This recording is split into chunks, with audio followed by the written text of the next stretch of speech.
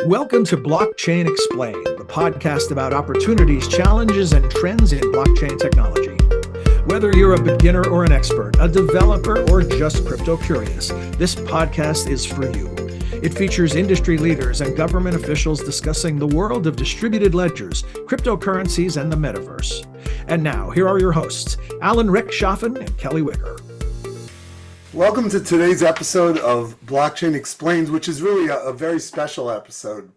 On today's episode, we're going to talk about the two technologies which are capturing all the headlines, blockchain and artificial intelligence. And this is a very special episode to us because early on at Wilson Center, we decided to house and to silo those two technologies in the same area within our academic research programs. And at Wilson Center, we have looked carefully at the integration of these two technologies, trying to understand the connection between blockchain, cryptocurrency, and artificial intelligence.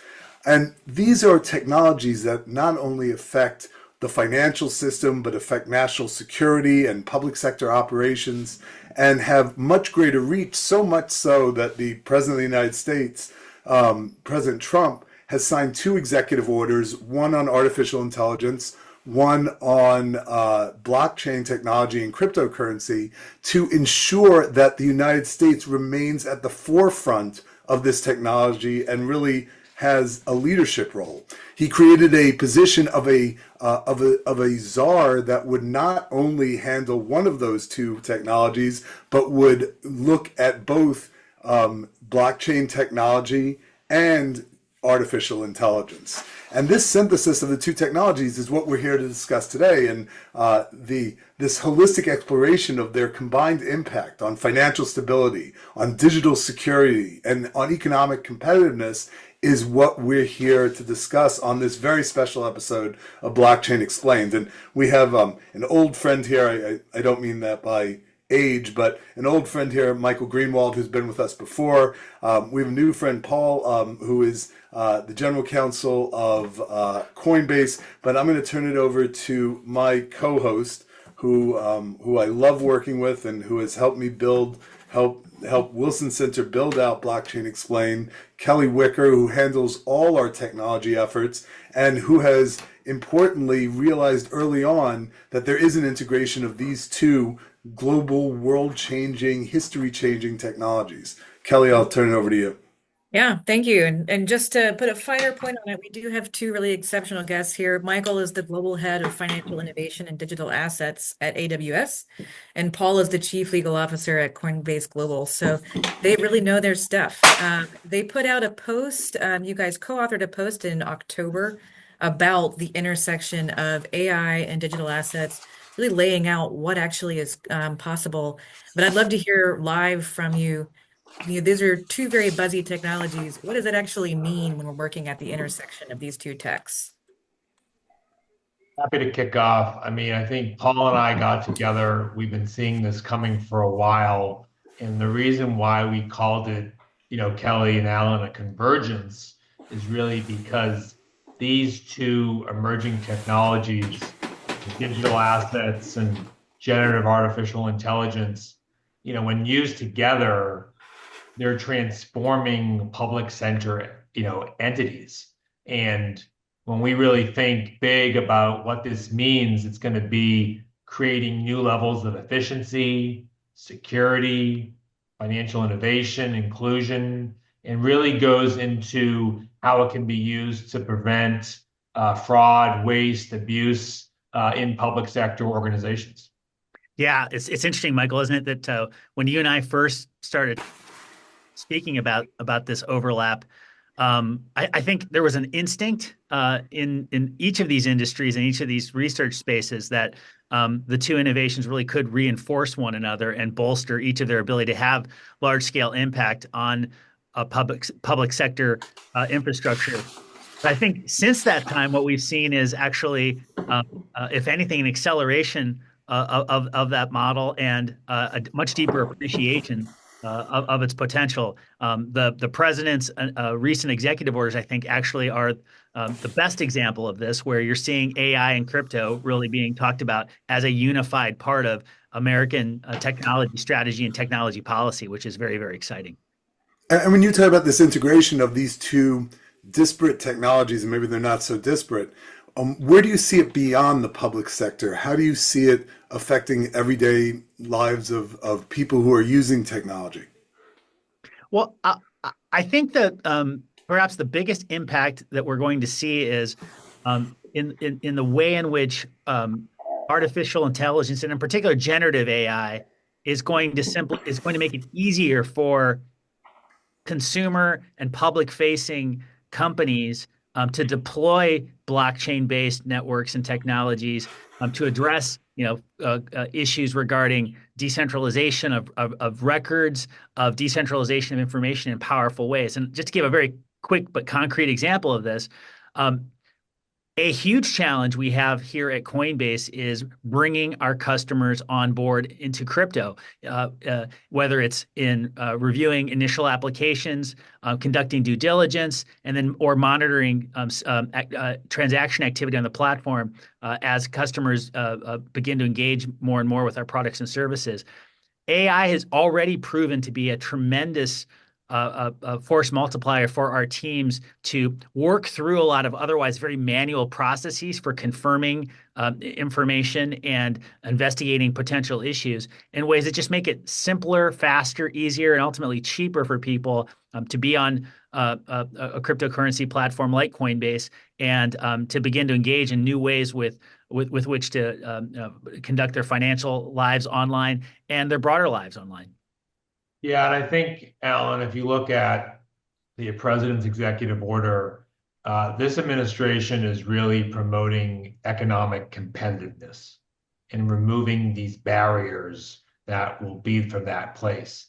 So I think if you look at these innovations, they're at the heart of paving the way for revolutionizing the financial system and revolutionizing the U.S. financial system. And that really emphasizes the core themes of equity, access, transparency, efficiency. And really, that emphasizes a clear sign that the intersection of cloud computing, AI technology, and digital assets, that's going to define the economic competition, but promote U.S. economic competitiveness. I want to pick up on something Paul was talking about. You were talking about AI accelerating how Coinbase can get people into the crypto ecosystem. I know one thing that we hear a lot from people is that sometimes the learning curve on crypto can be daunting for users. Is there also a benefit for customers? Like, is there a way for customers to be using AI to get into what can be kind of a difficult UX in some ways? Yeah, there's no question about it that historically and maybe even at present, crypto remains largely opaque, or certainly at least intimidating to the vast majority of regular people just trying to do regular things without necessarily an aptitude or an appetite for innovation or the technology behind it.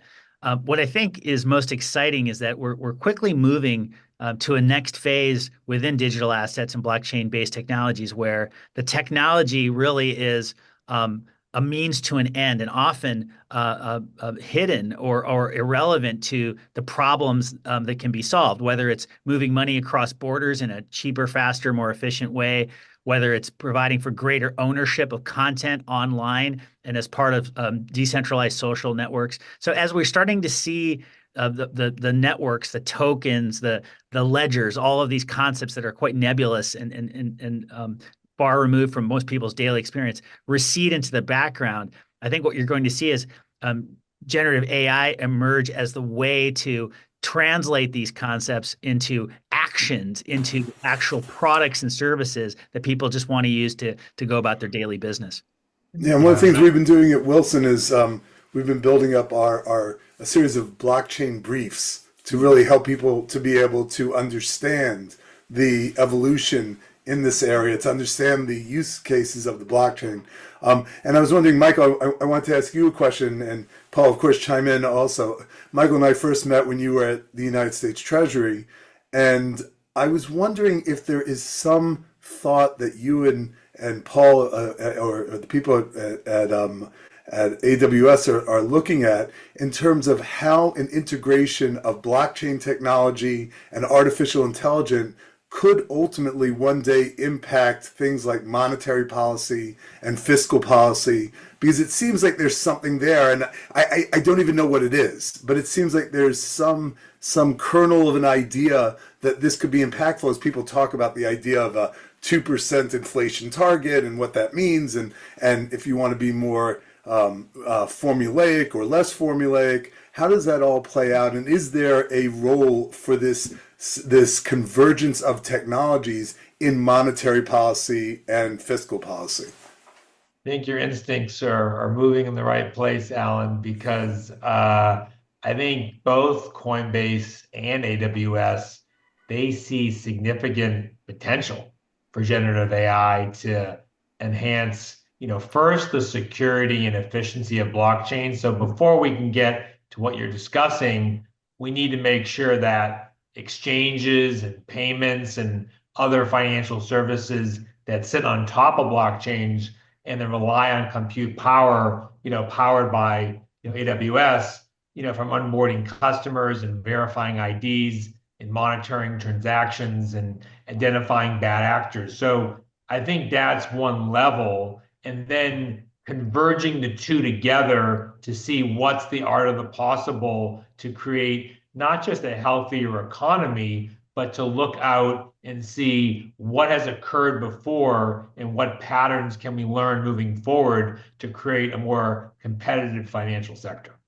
Yeah, I couldn't agree more, Michael. I mean, in terms of macroeconomic impact and effect, there's no question that generative AI tools can help either cut costs or cap growth, or in many cases actually be deflationary in lowering the overall cost of ownership and cost to deliver services for a wide range of products that regular Americans again buy each and every day. The other thing, though, I think to bear in mind is that separate and apart from the efficiency gains from these technologies, I think is the possibility, and I would argue the probability, that we'll see real competition introduced into traditional financial markets and for traditional financial services. Something like 10% or less of Americans right now have strong confidence in the traditional financial system and with the institutions that provide those services. I have no doubt that as we see more and more of these technologies deployed, you're going to see real competition come to those markets. And with that, I think, more and more Americans feeling like they've got real choice that up until this point hasn't been available. I wanted to talk a little bit about this, competition in TradFi, and you mentioned the low trust people have in financial networks. And I know crypto has also kind of suffered from some public image issues. I'm going to put in a plug for my own stuff.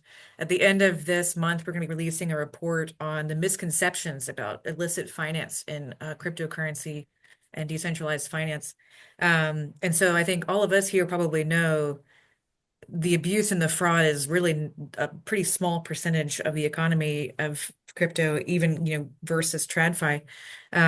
But is there a role for AI to play in kind of rehabilitating cryptocurrency in the public trust?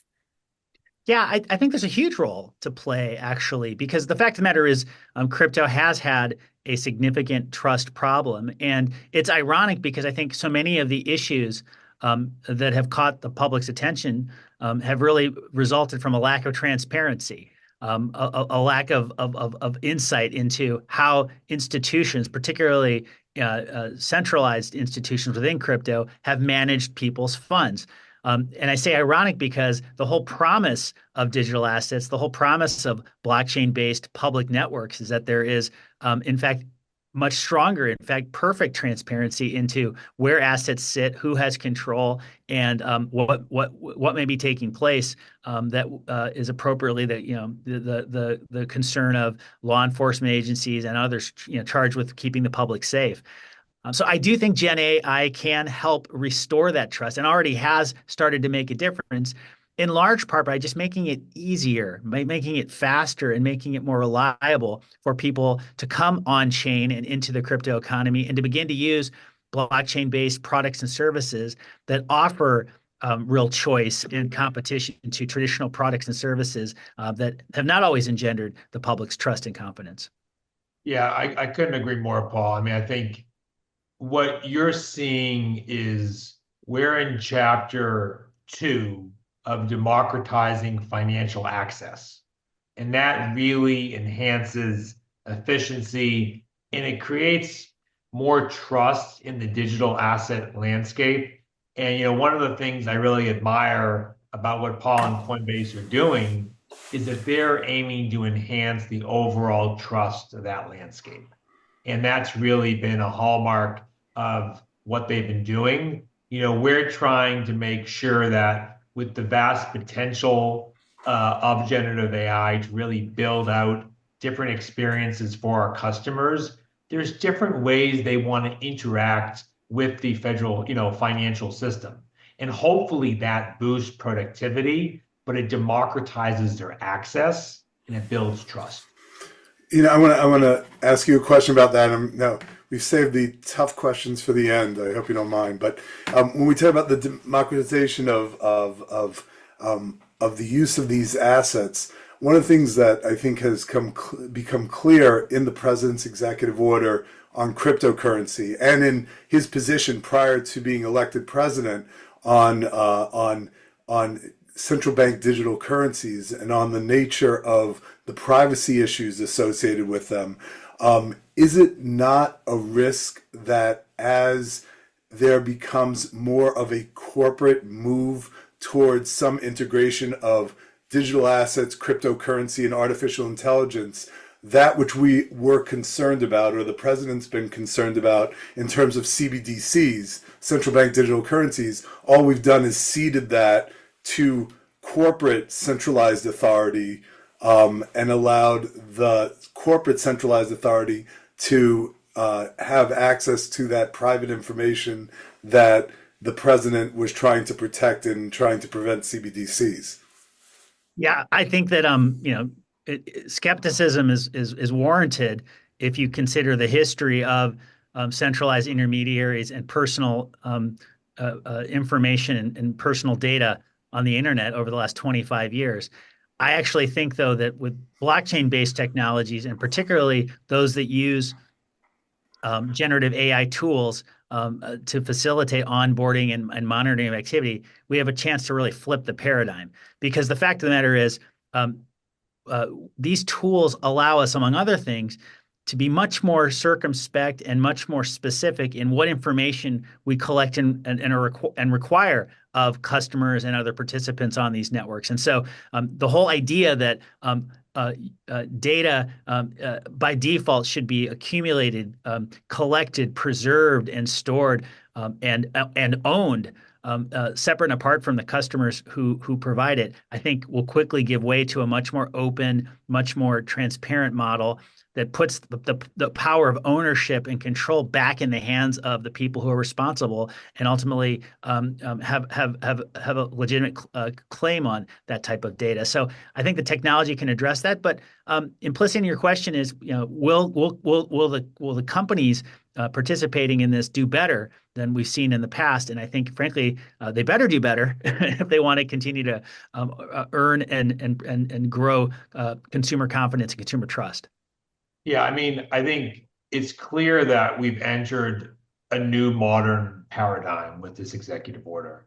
And I think we're in a moment where the customer wants to exchange value in different ways, and they want choice. And that may be through traditional central banks, that may be through dollar-based stablecoins, or that may be through Web3. But the onus is on the customer to have the option.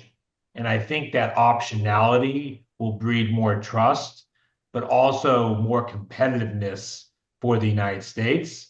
And what we may see, Alan, is dollar-based stablecoins potentially be part of a re-dollarization effort moving forward. And that plays right into the executive order for economic competitiveness and a better, faster, cheaper, more efficient system for customers. Well, I know we're out of time here, so I want to thank both of you for joining us. We'll drop the link to your post in the description for this episode so people can go read more. Thanks again I know we've had Michael before. It was wonderful to have Paul for his first visit. Maybe we can get you back as well. And thanks to our listeners as well for joining us for yet another episode of Blockchain Explained. Thanks for listening to another episode of Blockchain Explained. Please note, nothing in this podcast should be construed as investment advice. Want more clear-eyed analysis of this exciting technology? Search for Digital Assets Forum at the Wilson Center for research, event recordings, and more. Want to ask our hosts a question? Write to STIP, S-T-I-P, at wilsoncenter.org with your thoughts. Thanks again, and we'll see you next time on Blockchain Explained.